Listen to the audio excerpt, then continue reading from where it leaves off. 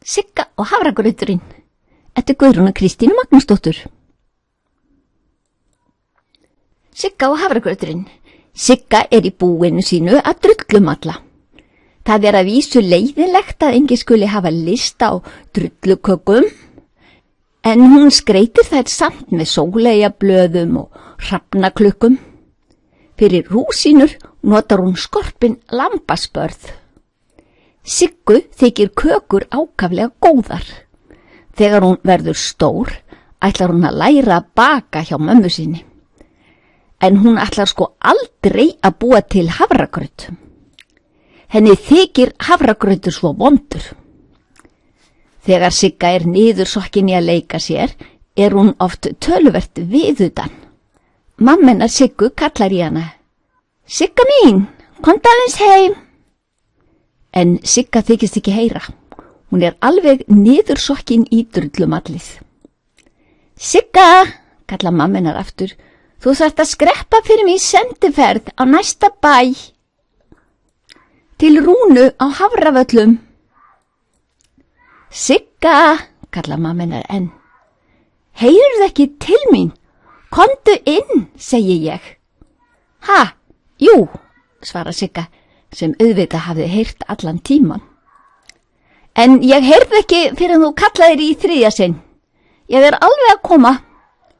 Hún beislar í snatri, fer á bakhestinum sínum og þeysir heim á hlað til mömmu sinnar á Valhoppi. Þetta mjög viljugur hestur. Hún enga stund heim úr búinu sínu. Sigga leggur af stað með böggul til Rúnu. Sigga dugleg stelpa. Hún vön því að ganga langt, því hún sækir kýrnar fyrir mömmu sína á hverjum degi, kvölds og morgna, og þær oft langt frá bænum. Þegar hún kemur að Hafravöllum afhentur hún Rúnu pakkan. Rúna býður Siggu auðvitað inn og spyr frétta. Ertu ekki svöngu vinnan eftir að ganga svona langt? Svo kemur Rúna með fullan disk af hafragraut. Sigga þorir ekki að segja Rúnu að hún borði aldrei hafragraut því henni finnst hann ekki góður. Rúna þarf að bregða sér fram. Þá tekur Sigga snögga ákvörðun. Hún hellir öllum hafragrautnum í svuntuvasann sinn. Þegar Rúna kemur inn aftur diskurinn tómur.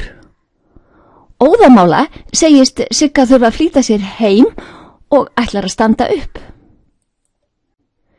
Auðvitað sér Rúna að ekki allt með feldu. Hún getur ekki annað en brosað þegar hún sér grautinn byrja að drjúpa úr vasanum á gólfið. Þú hefði nú bara átt að segja mér, Sigga mín, að þið langaði ekkit í graut. Rúna þvær úr svuntunina Siggu og hengir til þerris alveg við eldavélina þar sem hún þornar mjög fljótt. En meðan Sigga bíður fær hún eins marga kleinur og hún getur í sig látið. Hún fær meira að segja 3 kleinur í svuntuvasan til að hafa í nesti á heimleiðinni. Hún á að skila bestu kveðju til mömmu sínar frá Rúnu á Hafravöllum.